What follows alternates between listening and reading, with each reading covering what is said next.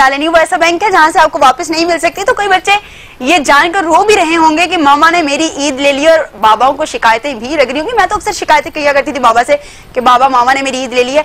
नाज़रीन, इसी के साथ साथ आपको ये भी बताते चलूं कि ईद उल ज़ुहा का मौका है, ये आपको ईद उल ज़ुहा की खुशियां बहुत बहुत मुबारक हो। लेकिन इसी के साथ साथ आपको ये भी बताते चलूं कि इस मौका पर गरीब गुरबा को भी याद रखिए और उन प्यारों को भी याद रखिए जो बेचारे आपसे बहुत दूर है, उनको भी याद रखिए और उन लोगों को भी याद रखिए जो आपकी वजह से इस वक्त बाहर मौजूद हैं, ताकि आप ईद खुशी के साथ मना सके। उसमें पुलिस एहलकार भी हैं, उसमें डॉल्फिन एहलकार भी हैं, उसमें फौज भी शामिल है, क्योंकि वो सरहदों पर मौजूद है ताकि आप चैन की नींद सो सकें, आप अच्छी तरह से ईद गुजार सकें।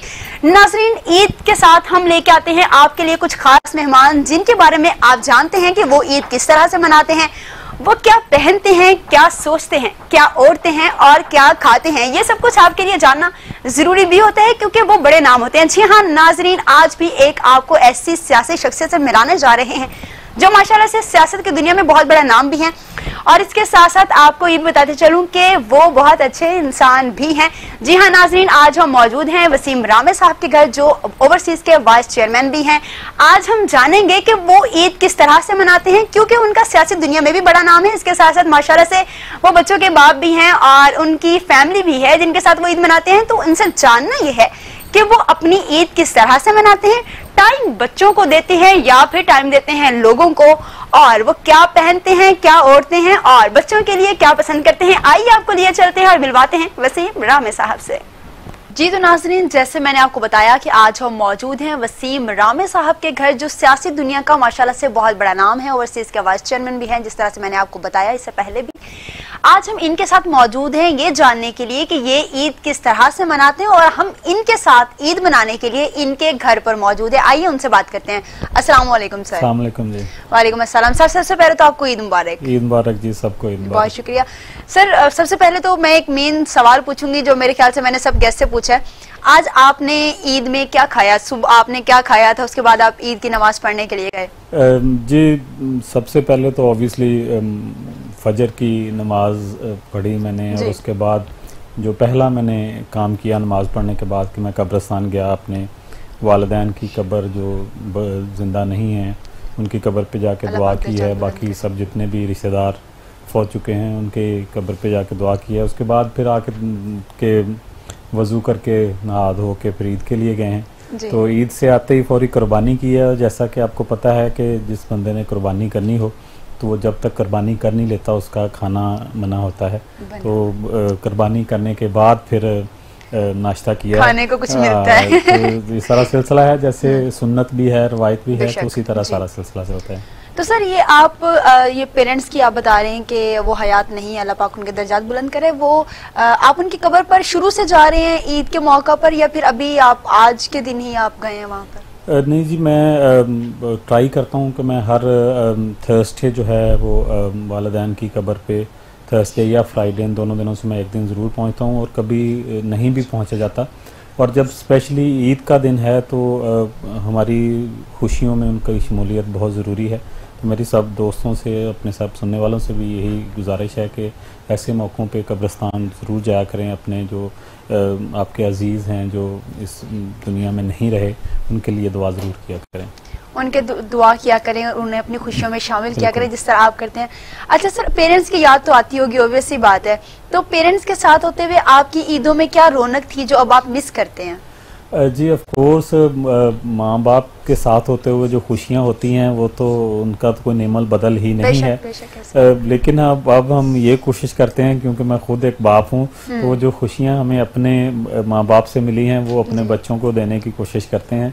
तो सारे मिलजुल के ईद मनाते हैं, लेके सबको, रिश्तेदारों की तरफ भी, आगे पीछे सबकी तरफ जाते हैं, सबकी तरफ जाते हैं। अच्छा सर, आज तो माशाल्लाह से बच्चों ने अच्छी खासी ईद बटोरी होगी, तो आपको मतलब बच्चे माशाल्लाह से आपके, तो आप सबसे ज्यादा ईद किसको देते हैं, या फिर सबको इक्वली देते हैं कि लड़ाई ना हो इनमें? नहीं, इक्वली तो मैंने कभी नहीं दी, जिसका जितना दांव चल जाए। बच्चे आजकल आपको पता है तो जितना मर्जी दे दो, वो कई जिद पे आ जाते हैं, नहीं इतने लेने हैं, कई कम से भी चल जाता है। तो हम भी उसी हिसाब से चलते हैं, जितने से चलता है उतने से चला लेते हैं। तो आपका कौन सा ऐसा बच्चा, कौन सा ऐसा बेटा या बेटी जो आपके जितने पैसे दे दें उस पर मान जाता है, मतलब जिसे शरीफुल नफ्स कह सकते हैं कि वो ओके है? मेरी बेटी जो है वो हमेशा से ही मतलब कि वो डिमांडिंग नहीं रही है। हालांकि ऑपोजिट है, वो जो लड़कियां होती हैं वो डिमांडिंग होती हैं और लड़के डिमांडिंग नहीं होते। तो ये मेरी बेटी जो है वो डिमांडिंग नहीं है, उसने कभी डिमांडिंग जी बेटियां डिमांडिंग होती हैं, मैं तो खुद भी बहुत डिमांडिंग हूँ और यकीन करें कि खुशनसीब है जिनकी बेटी डिमांडिंग नहीं है। लेकिन लड़कियां बाप से ज्यादा क्लोज भी होती हैं और डिमांडिंग भी होती है, क्योंकि उन्हें पता होता है कि बाप वो दुनिया की वाहिद हस्ती है जो उनकी हर ख्वाहिश को सर आंखों पर रखकर उसे पूरा करता है। मजीद भी इनसे बात करते हैं। अच्छा सर, ये भी साथ साथ बताइएगा कि आपने माशाल्लाह से बहुत अच्छा ड्रेस पहना हुआ है, व्हाइट कलर, मोस्टली मैंने आपको टीवी स्क्रीन पे भी व्हाइट कलर में देखा। ये आपने खुद चूज कर लिया है या बच्चों की फरमाइश या बेगम की फरमाइश पे ईद के मौका पर भी है? नहीं, मैं आई डोंट नो कि इसको कैसे कहूँ, मैं हमेशा से ही ईद पे वाइट कलर ही पहनता आया हूँ सारी, मतलब कि जब से छोटे होते थे, पता नहीं माँ बाप की तरफ से भी था कि वो ईद पे स्पेशली वाइट कलर का सूट सिलवा के देते थे। एक अमन की निशानी भी है सफेद कलर जो है, तो हमेशा से मतलब कि ईद पे मैंने व्हाइट कलर ही पहना है। तो सियासी दुनिया में आने के बाद आपको पता चला ये अमन की निशानी और उसको कैरी कर रहे हैं, या फिर वैसे ही आप अमन की निशानी को? नहीं, वो छोटे होते भी जब वो फिल्में देखा करते थे, बॉर्डर पे जब अमन का झंडा लहराते थे तो वो सफेद होता था, तो बचपन से ही पता है कि अमन की निशानी जो है वो सफेद कलर है। अच्छा ठीक है, तो कभी आपकी बेटी ने या बेटे ने फरमाइश किया कि बाबा आप व्हाइट कलर आज ना पहने, आज कुछ और रंग पहने? क्योंकि बच्चों की फरमाइश होती है कि मोस्टली हमारे पेरेंट्स है ना शॉकिंग कलर्स पहने। ऐसा कभी हुआ तो नहीं है, मतलब क्योंकि मैं भी कभी उनसे नहीं पूछता हूँ कि वो कौन से कलर पहन रहे हैं। अच्छा। तो वो मेरा भी इतनी बहुत नहीं करते। हम थोड़ा दोस्ती की तरह बेटों के साथ, बेटी के साथ भी दोस्तों की तरह का माहौल है। अच्छा। तो जहाँ तक तो सवाल है कि जो महज़ब तरीके के कपड़े होने चाहिए, कलर्स डजंट मैटर। तो बच्चों की शॉपिंग खुद करवाते हैं या वाइफ करवा देती हैं या बच्चे खुद ही पसंद कर लेते हैं? नहीं जी, अभी तो जमाना बदल गया है। पहले होता था कि माँ बाप ने जो ला के दे दिया है बच्चों ने कबूल कर लिया। अभी ब्रांड और डिजाइनर, हमें तो उतने ब्रांड्स और डिजाइनर्स का पता भी नहीं है जितने बच्चों को पता है। तो मोस्टली लेकिन सेंसिबल हैं, वो अपने पैसे भी जोड़ते रहते हैं। कोई ईद पे मिला या किसी बर्थडे पे मिला, अपने भी संभाल के रखते हैं और उसको टॉप अप करवा लेते हैं, फिर अम्मी पापा, मम्मी से, अब्बू से। तो उसके बाद वो खुद अपनी जो है वो शॉपिंग करते हैं। लेकिन साथ ऑब्वियसली वाइफ साथ जाती हैं कि वो ऐसा कोई भी उस तरह की चीज़ ना लें जो उनके लिए सूटेबल नहीं है, या कोई आउट ऑफ वे एक्सपेंसिव है तो उनको समझाना पड़ता है कि ये अपना वाइफ अभी भी ये ख्याल रखती हैं कि out of the way expensive चीज बच्चे ना खरीदें। ऑफ कोर्स जब तक तो वो बच्चे हैं तब तक तो वो ख्याल रखना पड़ेगा। वंस वो अपना अर्न करना शुरू कर देंगे तो जितना मर्जी खर्चे फिर।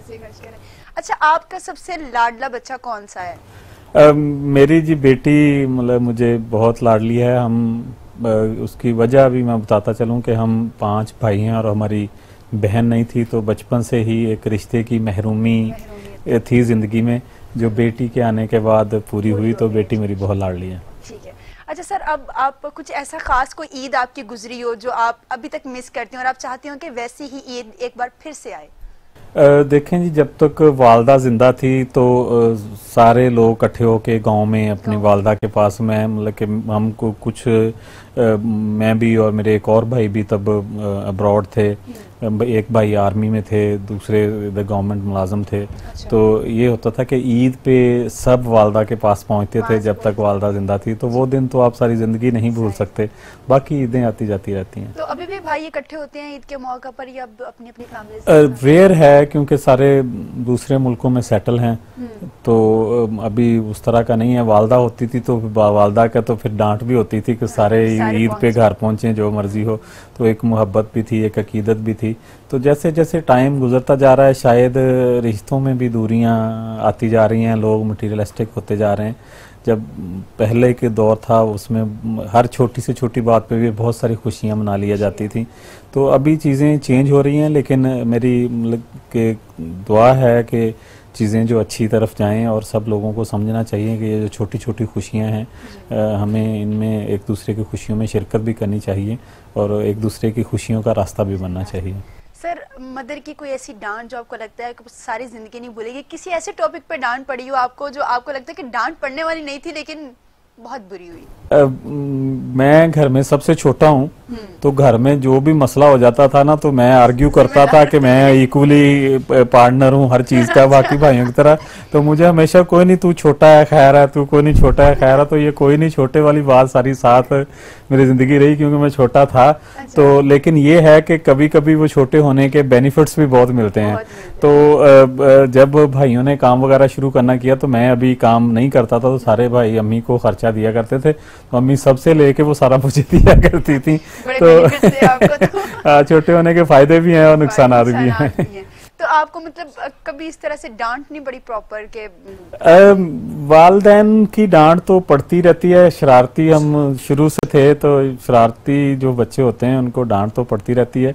हमसायों को, हम बचपन में हम हमसायों को बड़ा तंग किया करते थे।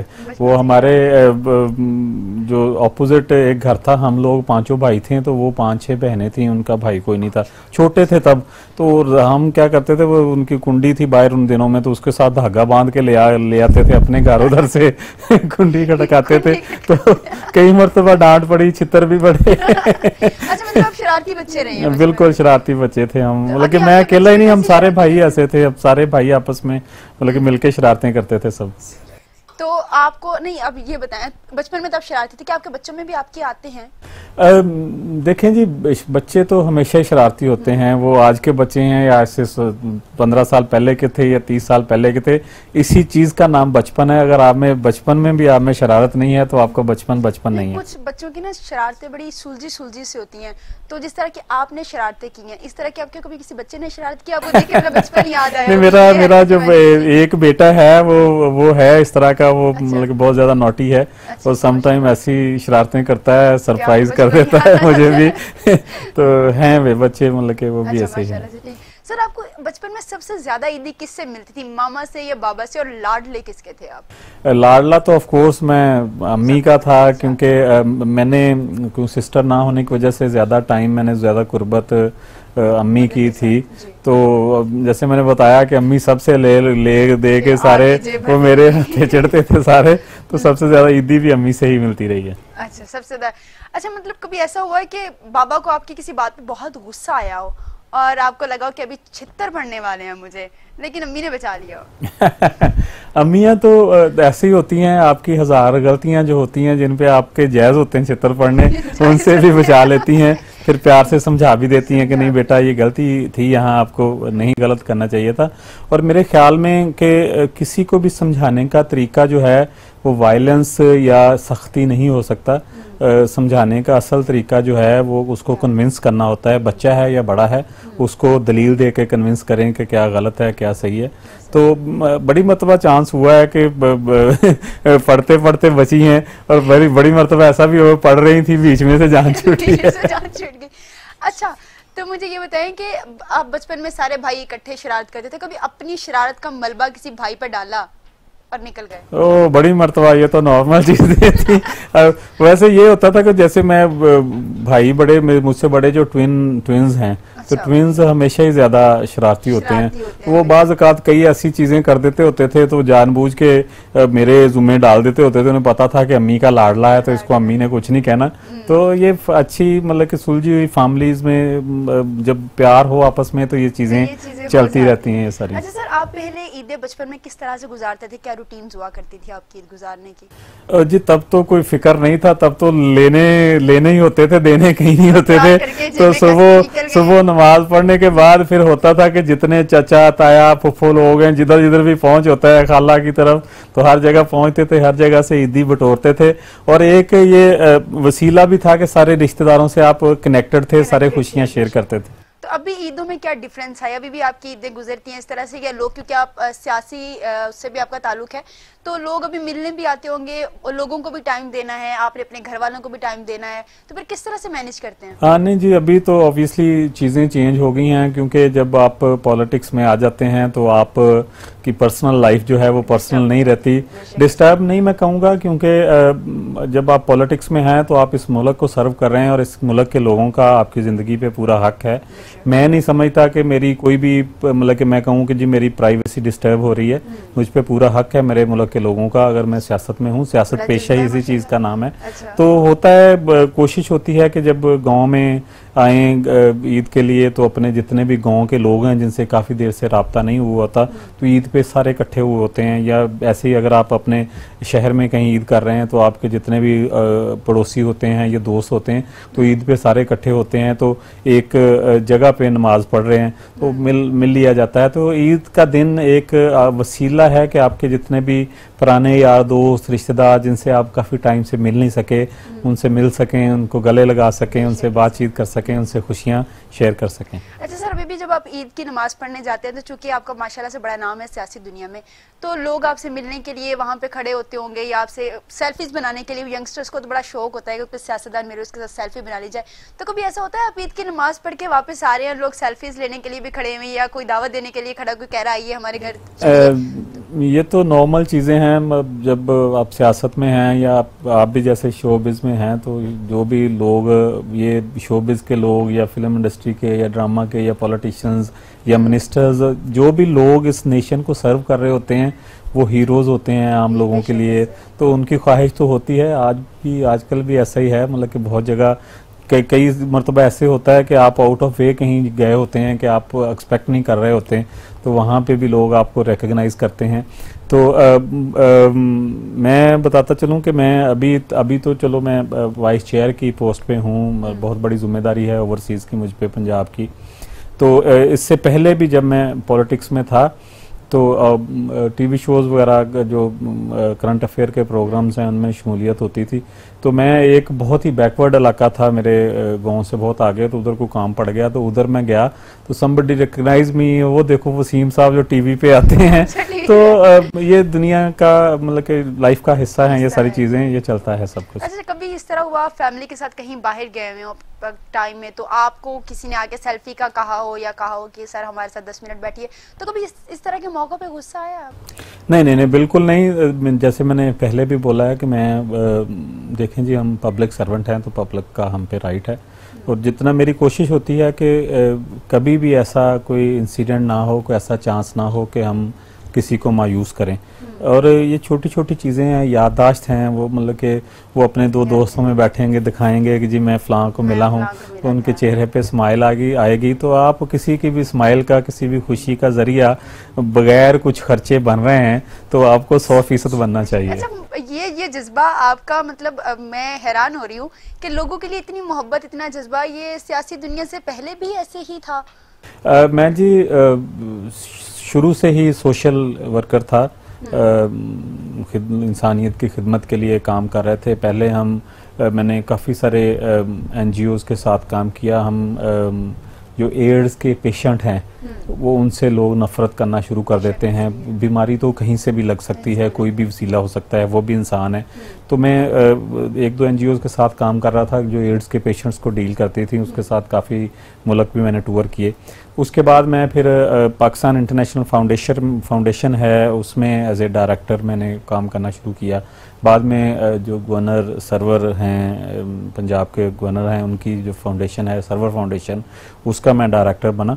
तो उसका अभी मैं डायरेक्टर हूँ। हमने अभी कोरोना के टन्योर के दरमियान जो है 13 लाख फैमिलीज़ को राशन डिस्ट्रीब्यूट किया है। तो सोशल वर्कर हमेशा से मैं था, लोगों की खिदमत का जज्बा हमेशा से दिल में था। और मैं ये समझता हूँ कि पॉलिटिक्स में उसी बंदे को आना चाहिए जो इस जज्बे को समझता है, क्योंकि पॉलिटिक्स में आके आप अपने नेशन को सर्व करते हैं। और अगर आप इस नेशन के बेटियों को, बहनों को, बेटों को अपने बच्चों की तरह नहीं समझते, उनको अपने बच्चों की तरह नहीं सर्व कर सकते, तो आपका पॉलिटिक्स में होने का मकसद नहीं बनता। जी हाँ, बिल्कुल, आपके पॉलिटिक्स में होने का मकसद ही कोई नहीं है। ये सियासी दुनिया में बड़ा नाम भी है और इसके साथ साथ इंसानियत के जज्बे से इस कदर सरशार हैं कि आपने देखा भी है। मजीद भी इनसे बातें करेंगे, लेकिन यहाँ वक्त हो एक छोटी सी ब्रेक का, आप हमारे साथ रहिएगा।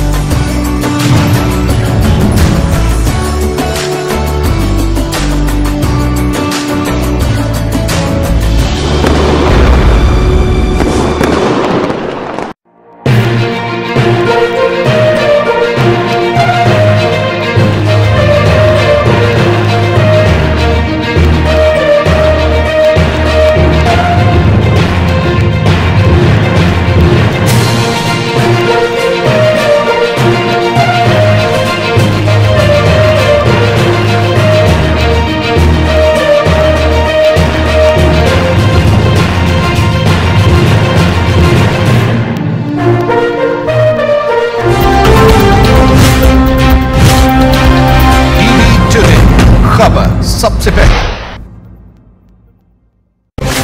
मैं हूं सना अरशद। खेल की सियासत और खेल से खिलवाड़, खेल के उजड़े मैदान और बेपनाह टैलेंट, इलाकाई खेलों से आलमी मुकाबलों तक, किसकी हुई जीत किसकी हुई हार, मैं आपको रखूंगी बाखबर। टीवी टुडे, खबर सबसे पहले। टीवी टुडे, खबर सबसे पहले।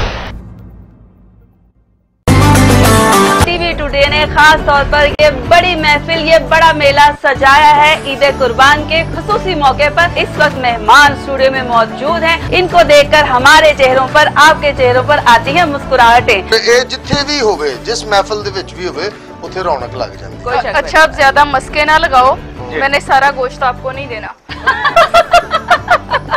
तेरे वीडियो क्लिप लग टिकटॉक तू मुंडे लांदे ने स्टेटस व्हाट्सएप पे। मेरे वीडियो क्लिप लग टिकटॉक तू मुंडे लांदे ने स्टेटस व्हाट्सएप पे। वीडियो क्लिप लग टिकटॉक तू मुंडे लांदे ने स्टेटस व्हाट्सएप पे।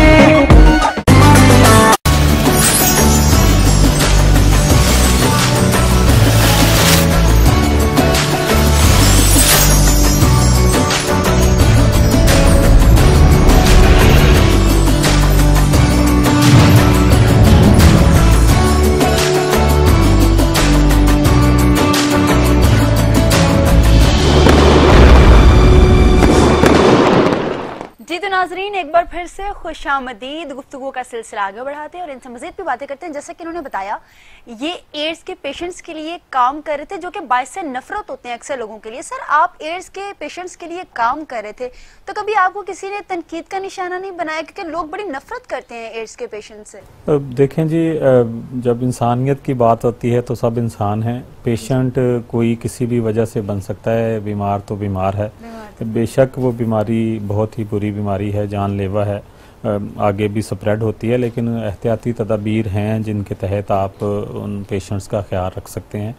तो हम इंसानों को देखते हैं, इंसान के अंदर बीमारियों के नहीं देखते, उनके दिल को देखते हैं। तो इंसान है, और फिर वो नेग्लेक्टेड होते हैं तो उन्हें ज़्यादा अटेंशन की ज़रूरत होती है, तो इसलिए उनके साथ काम करता रहूँ। सर, ये जिस तरह कोरोना इस कदर फैला हुआ है, तो कोरोना के मरीजों के भी मोस्टली हमने टीवी स्क्रीन पे भी कई बार दिखाया है और वीडियोस भी कई वायरल हो चुकी हैं कि कोरोना के मरीजों के भी कोई अच्छे तरीके से डील नहीं किया जाता। लाइक बहुत लोग नफरत करते हैं, दूर भागते हैं उनसे, और कई डॉक्टर्स भी अवॉइड करते हैं कि वो उस तरह के। तो आपने उसके लिए भी कभी वर्क किया है इस सारी सिचुएशन? देखें जी, मैं लास्ट मंथ मैं खुद इन्फेक्ट हो गया था कोरोना से। मैं 22 डेज में हॉस्पिटल में था, क्रिटिकल भी रहा हूँ।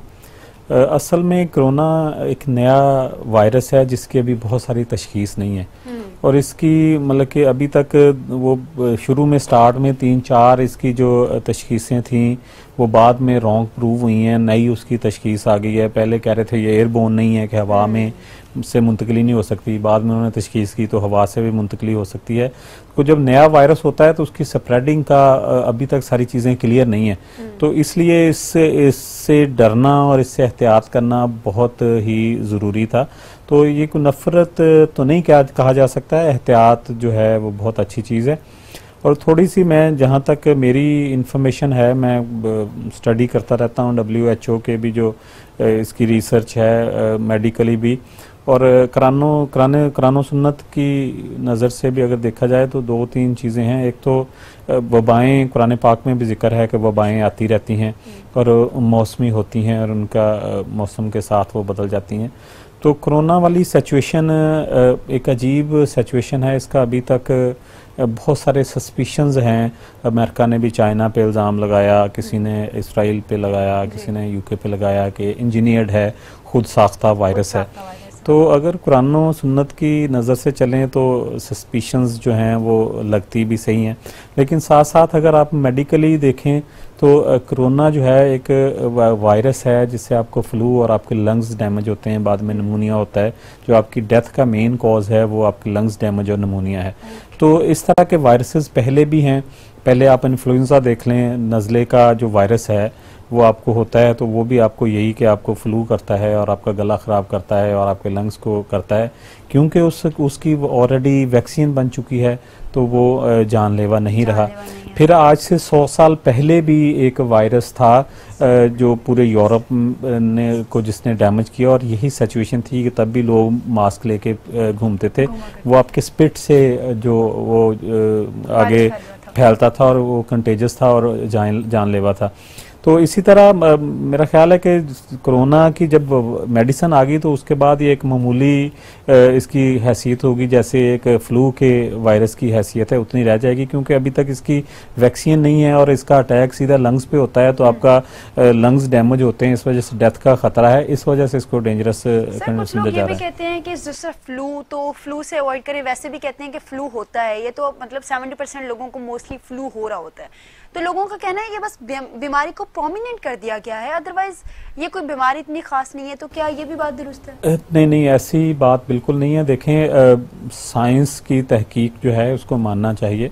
जो साइंटिफिक तहकीक है उसके हिसाब से ऑब्वियसली बहुत ही डेंजरस है, लेकिन इसको फाइट आपका इम्यून सिस्टम करता है। तो ये एवरी इंडिविजुअल पे है कि जिसको भी ये लगा है उसका इम्यून सिस्टम किस तरह का है और उसकी बॉडी का रिएक्शन उसके खिलाफ किस तरह का था।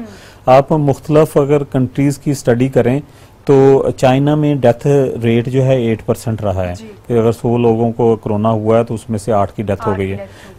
यूरोप में फ्रांस में, इटली में ये 12-13% तक गया है, यूके में 15% तक गया है, अमेरिका में 16-17% तक गया है, और लकीली कह लें कि पाकिस्तान में ये हार्डली 2% है। तो ये लाइफस्टाइल, आपका इम्यून सिस्टम, ये सारी चीजें मैटर करती हैं इसके अगेंस्ट, लेकिन ये नहीं है कि ये अफवाह है, ये है वो है, बहुत ही डेंजरस है। और ये इसकी सबसे ज्यादा डेंजरस है कि इसकी स्प्रेडिंग बहुत फास्ट है। ये हवा से, छूने से, मतलब किसी भी तरीके से आपकी छुई हुई चीजों को छूने से, आपका इवन के आप कहीं मतलब कि कोई डस्ट इन्फेक्टेड है तो आपके पाँव की डस्ट के साथ भी ये मुंतकिल हो जाता है। तो इसी वजह से इसको डेंजरस करार दिया जा रहा है कि इसकी जो स्प्रेडिंग है वो बहुत फास्ट है और एक बंदा जो है वो हजारों को इन्फेक्ट कर सकता है। सर, मैं काफी देर से आपका एक पीस देख रही हूँ, ये शायद डेकोरेशन पीस है, मैं इसको समझ नहीं पा रही, आप एक्सप्लेन करें क्योंकि मुझे बहुत खूबसूरत लग रहा है, तो मैं ये पूछना चाह रही हूँ कि ये है क्या? ये डेकोरेशन पीस नहीं है, ये एक केमिकल इन्वेंट किया है अमेरिका ने। तो ये मैं पाकिस्तान के इसकी रिप्रेजेंटेशन इसकी मैं कर रहा हूँ मुख्तलिफ जगहों पे। ये केमिकल जो है ये जितने भी एयरबोर्न बैक्टीरियाज और वायरसेस है उनसे आपको महफूज रखता है। जैसे कि अभी कोरोना चल रहा है तो अगर ये कमरे में अगर किसी में 1 घंटा के लिए चला दिया जाए इस मशीन को, इसमें केमिकल डाल के, तो उस कमरे में हवा से मुंतकली नहीं हो सकेगी किसी भी वायरस और किसी भी बैक्टीरिया की। तो ये हॉस्पिटल्स के लिए, सरकारी ऑफिस के लिए हमने गवर्नर साहब के ऑफिस में भी लगाया हुआ है, सीएम साहब के भी।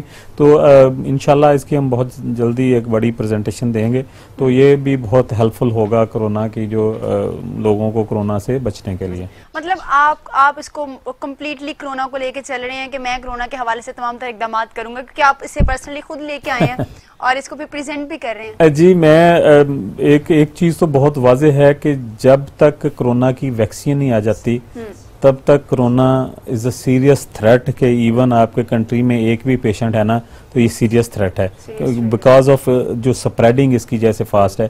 आप देख लें फरवरी 26 को आपके मुल्क में 2 केसेस थे और 2 माह में आपके मुल्क में लाख केसेस हो गए थे। तो इसकी इतनी फास्ट स्प्रेडिंग है, तो जब तक इसकी वैक्सीन नहीं आती इसको रोका नहीं जा सकता और उसकी एहतियात जो है वही एहतियात है। तो उसको जितना भी मैक्सिमम आप उसके लिए चीजें कर सकते हैं वो करनी चाहिए। अच्छा, एहतियात मतलब कि जरूरी है? सर, हमने सीरियस बहुत सारी बातें कर ली, चूंकि ईद का टॉपिक है तो लोग इस चीज से बोर हो जाएंगे कि ईद के टॉपिक से हट के बिल्कुल हम एक अलग टॉपिक पे चलेंगे। अच्छा, मुझे ये बताइए सर, एक बहुत ही पर्सनल सवाल, कभी ऐसा हुआ है कि आपकी वाइफ बैठी हुई हो और बाहर डोरबेल बज रही है, किसी ने बाहर जाके देखा आपके लिए कोई गिफ्ट आया है ईद के हवाले से, और फिर बाकी तो आप समझ ही गए होंगे? बड़ी मरतबा ऐसा हुआ है।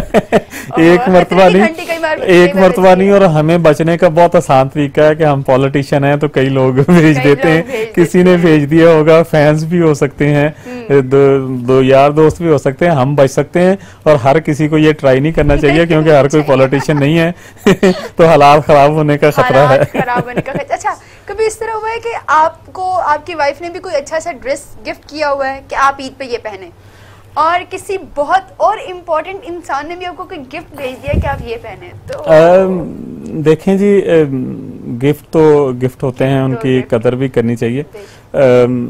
मैं शुरू से ही अपने कपड़े में खुद पसंद करता हूँ, और स्पेशली जो ईद का है ना, वो तो हर सूरत मैंने, मुझे जिसने मर्जी जो मर्जी दिया हो, तो ईद का एक ऐसा दिन है कि जिसकी मैं अपने पास चॉइस रखना चाहता हूँ कि मैं अपनी चॉइस से पहनूंगा। तो गिफ्ट दे देते हैं, कई मरतबा गिफ्ट देने वाले नाराज भी होते हैं कि आपने जी वो हमने गिफ्ट दिया था, तो उन्हें मैं कहता हूँ जब आपसे मिलने आएंगे तो वो पहन लेंगे। वो पहन जाएंगे। अच्छा, आप माशाल्लाह से एक बड़ा सियासी नाम है आपका सियासत की दुनिया में, और आपकी फैमिली भी है उस तरह से। तो सर कभी इस तरह से हुआ है कि आप कहीं जा रहे हैं और आपको कोई जाने वाली फीमेल आपको रास्ते में नजर आ गई, उस फीमेल ने आपको ये जानते हुए भी रोक लिया है कि आपके साथ आपकी फैमिली है, और आपके लिए एक्सप्लेन करना मुश्किल हो गया है वाइफ को कि ये कौन है? नहीं, ऐसा इंसिडेंट तो 1000 बार हुए हैं कि किसी ने भी कहीं भी रोक लिया है। तो कई जगह बेगम को सफाई देनी पड़ती है, और कई जगह रोकने वाले को सफाई देनी पड़ती है। तो असल में हमारे पॉलिटिक्स में जब होते हैं ना, तो आपको बहुत सारे लोग जानते हैं, और आपके मतलब बहुत सारे लोगों को इन्फॉर्मेशन नहीं होती, इसलिए जो सरप्राइजेस होते रहते हैं। आपका बड़ा पॉजिटिव इमेज है सियासी दुनिया में, उसकी कोई खास वजह? बहुत सारे सियासतदानों के बारे में बहुत सारी बातें हो रही होती हैं, लेकिन आप इतने पॉजिटिव, आपका इमेज सियासत में आके भी ये मतलब कोई? मैं ये बताना चाहूँगा, जैसे मैंने पहले बताया कि सियासत को मैं बहुत ही पाक नज़र से देखता हूँ और अपने आप को उसी तरह लेके चलता हूँ। तो इसलिए जितने भी मेरे इर्द गिर्द लोग हैं, हमारी पार्टी में बहुत सारी ख़वातीन भी हैं, मतलब ऑब्वियसली ख़वातीन विंग है, मेजॉरिटी पाकिस्तान में तो अब वैसे भी ख़वातीन की मेजॉरिटी है। तो I always kept respect for everyone, क्योंकि कामयाब पॉलिटिशियन या सच्चा पॉलिटिशियन वही है जो सबको रिस्पेक्ट देता है, स्पेशली जो ख़वातीन को रिस्पेक्ट देता है। अगर मैं ख़वातीन की रिस्पेक्ट नहीं कर सकता तो ऑब्वियसली मतलब कि सियासत में तो बहुत सारे मामलात हैं। कभी इस तरह हुआ है कि किसी खातून ने आपको प्रपोज कर दिया हो ये जानते हुए कि यू आर मैरिड, और आपको कहा जी आप मुझे बहुत पसंद हैं? बिल्कुल, इंसिडेंट तो होते रहते हैं। अच्छा, मतलब तो ये भी सुनने को मिला कि डजंट मैटर, मतलब मैंने बताया कि मैं शादीशुदा हूं, उन्होंने कहा कोई फर्क नहीं पड़ता, तो मैंने कहा जी आपको फर्क नहीं पड़ता, मेरी बेगम को पड़ता है। मतलब फुल इरादे में है कि आपको घर से अच्छी नहीं, देखें जी, I'm happily married। मैं जितनी मैं कह सकता हूँ कि जो मेरी वाइफ हैं, one of the best lady in the world. दुनिया में इस तरह के लोग कॉम्प्रोमाइजिंग में, मतलब कि अपनी ज़िंदगी मैंने अपने मुल्क के लिए वक़फ़ की हुई है, सियासत के लिए वक़फ़ की हुई है, और वो घर की सारी जिम्मेदारियां वो देख रही हैं। मुझे मतलब कि कभी कोई ऐसा इशू नहीं हुआ कि मैं किसी चीज़ से परेशान हूँ। मैंने ज़िंदगी में जो भी किया है, she was always on my back. तो आई एम लकी कि I have her in my life. तो कभी भाभी ने कोई ऐसी फरमाइश की हो जो काफ़ी आउट ऑफ द वे हो, जो आपको लगा हो कि ये फरमाइश पूरी करने का खासी मुश्किल है? नहीं, ऐसा नहीं है। She is very mature lady, very sensible. वो मतलब कि घरदारी को देखती हैं और अपने मामलात में खुश हैं। उनकी बहुत बड़ी कोई ख्वाहिश हो तो यही होता है कि book holidays for couple of weeks, हम सारे इकट्ठे होकर चलते हैं, क्योंकि मैं यहाँ रह रहा हूँ, फैमिली बाहर रह रही है, तो कम टाइम मिलता है। ईद हम कोशिश करते हैं कि इकट्ठे गुजारें, और उसके अलावा बच्चे यूके में सेटल हैं तो फैमिली के साथ टाइम कम मिलता है। इसलिए मैक्सिमम उनका यही होता है कि जब ज़्यादा बोर हुए हों तो बच्चों का भी और वाइफ का भी हॉलीडे बुक करें, कहीं इकट्ठे चलें। खातिन की अपने शोहर से अजीबोगरीब सी डिमांड होती है, लाइक चूड़ियाँ पहननी है, गोलगप्पे खाने हैं। कभी भाभी ने, मतलब आपकी वाइफ ने कोई इस तरह की डिमांड की है कि वैसे मैंने चूड़ियाँ पहननी है लेकिन दिलाएंगे आप? चूड़ियाँ पहनने तक तो ठीक है, पहनाने वाली बात ना हो।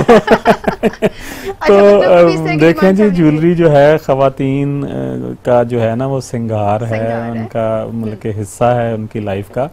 तो सारी बेगमें ही करती हैं। वो हमारी बेगमों का ये है कि वो साथ चूड़ियों के साथ उनका ये भी होता है कि साथ डायमंड भी लगे। अच्छा, मतलब कांच की चूड़ियों तक बात तो हमें भी क्योंकि उनसे छुट्टी चाहिए होती है, साल में 2-4 मरतबा मत्थे लगना होता है, तो फिर वो डायमंड भी लगवाने पड़ते हैं। अच्छा, साल में 2-4 बार मत्थे लगना होता है, इस वजह से डायमंड लगवाने पड़ते हैं। तो ये बात नोट कर ली जाए, भाभी तक लाजमी पहुंचाना है। मैंने ये करी ताकि भाभी को पता चले आप क्या कह रहे हैं। अच्छा सर, बातों का सिलसिला तो हमारा जारी रहेगा। मुझे ये बताएं, आपको खाने में क्या पसंद है? खाने में मैं बहुत ही कैजुअल हूँ। मुझे पाकिस्तानी फूड में भी ज़्यादा, मैं वेजिटेरियन टाइप हूँ। मैं ज़्यादा दिन में मेरे घर में जितने मर्जी खाने पकें, लेकिन मैंने शेफ़ को पाबंद किया हुआ है कि घर में डेली वेजिटेबल लाजमी होनी चाहिए, सैलड और फ्रूट लाजमी होना चाहिए। मौजूद है। हम भी अपने घर वालों के साथ ईद नहीं मना रहे ताकि आप तक ये बातें पहुँच सके कि हम जो बाकी लोग हैं वो किस तरह से ईद मनाते हैं, जिनमें कुछ सियासी शख्सियात भी हैं, जिनमें कुछ अदाकार भी हैं, जिसमें कुछ गुलकार भी हैं, वो ईदें किस तरह से मनाते हैं। तो हम इनके साथ बातें कर रहे थे, मजीद भी बातें करते हैं, और मैं आपके सवाल भी मद्देनजर रखूंगी, जो कि अक्सर लोगों के कुछ सवालात होते हैं कि सियासतदानों की लाइफ में ये चीजें किस तरह से होती हैं। तो मैं उन सवालों को भी मद्देनजर रखूंगी और मैं कोशिश करूंगी कि आप तक वो सारे जवाबात पहुंच जाएं। तो आइए एक बार फिर से उनसे बात करते हैं। सर, यहाँ पर हमने एक छोटी सी गेम खेलनी है, लेकिन उस गेम का असूल ये है कि आप सोचेंगे नहीं। मैं एक नाम लूंगी जिसमें कुछ अदाकार होंगे, कुछ अदाकाराएं होंगी, कुछ सियासतदान होंगे। एक नाम, एक लफ्ज में जवाब या एक सेंटेंस में आप जवाब देंगे, लेकिन बिना सोचे जवाब देंगे। ठीक हो गया? Let's start. जी जी। नवाज शरीफ साहब। भगोड़ा। शहबाज शरीफ। दूसरा भगोड़ा। शेख रशीद साहब। शेख रशीद साहब gentleman. Ali Zaidi. Ali Zaidi fighter. Bilawal Bhutto Zardari. Unknown. Okay. Zardari साहब। 10%। बेनज़ीर साहिबा। रेस्पेक्टेबल। ओके। फवाद चौधरी। ईद का चांद नजर आ गया। जहांगीर तरीन साहब। चीनी कम है। चीनी कम है। अच्छा, अब कुछ अदाकारों के नाम। सबा कमर। ब्यूटीफुल। हाँ, beautiful. Mahira Khan. Professional. Soha. Unknown. आना। ओके। कुछ अदाकार शान। लेजेंड। बबरिक शाह। पता नहीं। ओके। राशिद महमूद साहब। अननोन। ओके। कुछ ऐसे नाम भी हैं जो मतलब काफी नोन है, लेकिन आपके लिए। अच्छा, Nadeem. He was legend. Okay. अच्छा, कुछ Jawad Ahmed. Good looking. Ibrarul Haq. Class. अच्छा, मतलब इब्रारुल हक पे क्लास क्यों है? और उसकी वजह यह है कि उन्होंने एक वैरायटी दी है मौसीकी को। उसमें सूफियाना कलाम भी है, उसमें पंजाबी भी है, उसमें पॉप भी है, उसमें ट्रेडिशनल भी है। तो मेरा ख्याल है जो सिंगर्स हैं ना, उनको सिर्फ एक टाइप के सिंगर नहीं होना चाहिए, उन्हें वर्सटाइल होना चाहिए। और इब्रारुल हक जो हैं, उनकी आप मौसीकी सुने तो वो वर्सटाइल सिंगर हैं। और सेकेंडली मेरे दोस्त भी हैं। अच्छा, आपके दोस्त भी हैं। अच्छा, रीमा साहिबा। रीमा, शी वाज, आप कह सकते हैं कि new beginning to the film industry. जब वो आई हैं, उससे पहले फिल्म इंडस्ट्री का एक डिफरेंट ट्रेंड था, तो रीमा के आने से फिल्म इंडस्ट्री का ट्रेंड एक नया स्टार्ट हुआ था। सो न्यू ट्रेंड, रीमा के बारे में न्यू ट्रेंड। हाँ जी। और Meera. Meera is just showpiece और व्हाटएवर। ओके। हंगामा। मीरा इज एक्चुअली हंगामा। मरियम नवाज साहिबा। मरियम नवाज साहबा, वेल, मैं इसके लिए मुझे एक मिनट चाहिए कि बिसाइड द पॉलिटिक्स वो कौम की बेटी हैं। मैं एज ए पॉलिटिशियन उनकी रिस्पेक्ट करता हूं, तो she is respectable. Okay. Maryam Aurangzeb Sahiba. Maryam Aurangzeb Sahiba जो हैं, she is one of biggest liar. अच्छा, यास्मीन राशिद साहिबा। यास्मीन राशिद साहबा, आप कह सकते हैं कि फाइटर। ओके। फिरदौस आशिक अवान। वोकल। वोकल। अच्छा, वोकल है, ठीक हो गया, सही हो गया। अच्छा, उस्मा कारदार। उस्मा कारदार तो अभी हिस्ट्री हो गई है। हिस्ट्री हो गई है, जी हाँ, बिल्कुल। वो भी हिस्ट्री हो गई है, बिल्कुल सही कह रहे हैं आप। अच्छा सर, आप मजीद बातें भी करते हैं ईद के हवाले से। मुझे ये बताइए कि कोई ऐसी ईद जो आप सेलिब्रेट करना चाहते हो लेकिन आप सेलिब्रेट ना कर सके हो, उसकी वजह कुछ इस तरह की हो कि आपकी फैमिली भी यहाँ पर मौजूद नहीं है और लोगों का एक अजीब सा रश भी है और आप उस ईद को प्रॉपरली सेलिब्रेट नहीं कर पा रहे, लाइक ऐसी ईद जिसमें आपको मजा ना आया हो ईद गुजारने का?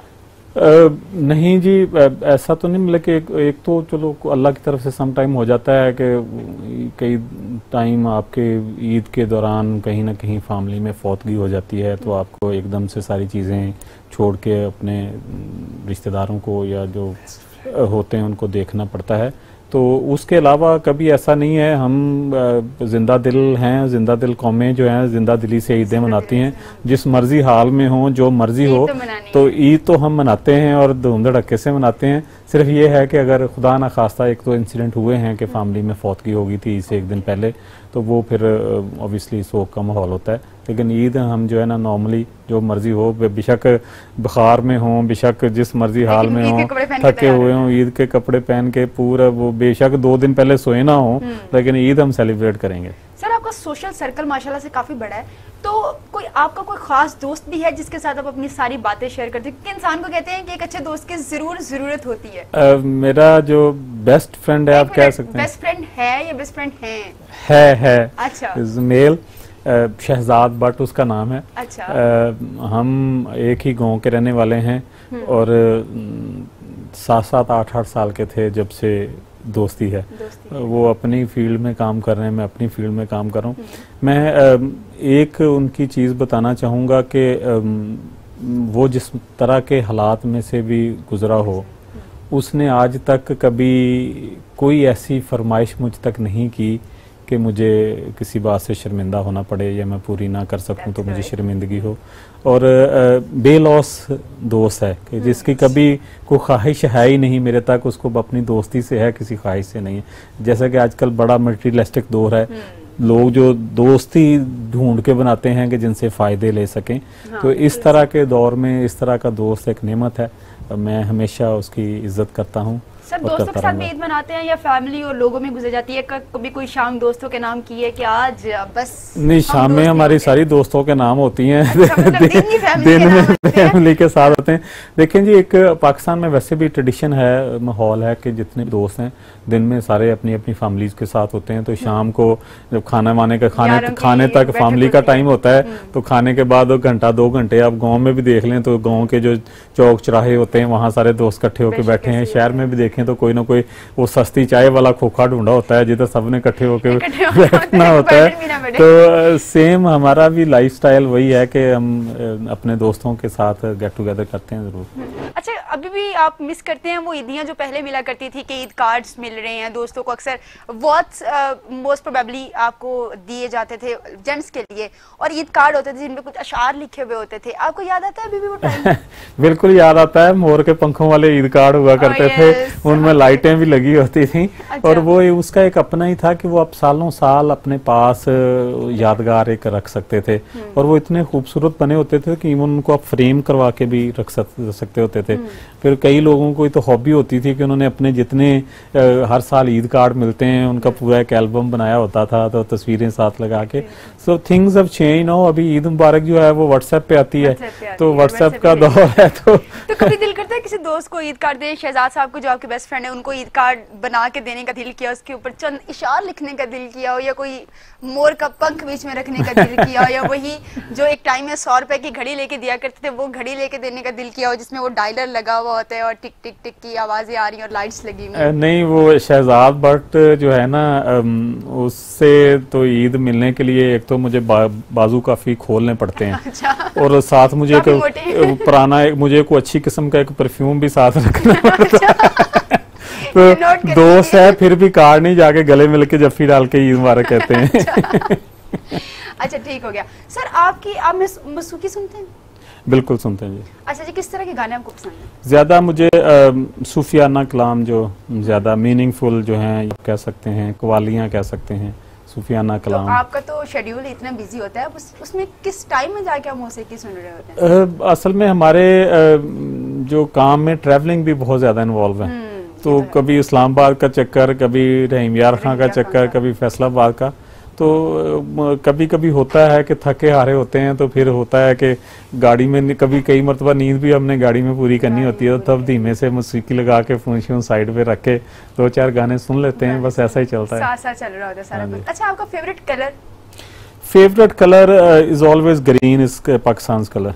ओके, आपको कुकिंग आती है? 100% आम लड़कियों से ज्यादा डिशेस आती हैं मुझे, कॉन्टिनेंटल भी और पाकिस्तानी भी। इनको तो इसका मतलब है कि भाभी फुल रिलैक्स माहौल में। वैसे तो आपको कुकिंग बनाना मैं आप सरप्राइज होंगे कि जब मेरी शादी हुई तो मेरी wife had just finished graduation. UK में मेरी शादी हुई थी, तो उनको 3-4 माह हुए थे, तो कुकिंग उन्हें मतलब कि अंडा भी फ्राई नहीं करना आता था। तो उनको जो कुकिंग है वो मैंने सिखाई है, टुक मी ईयर।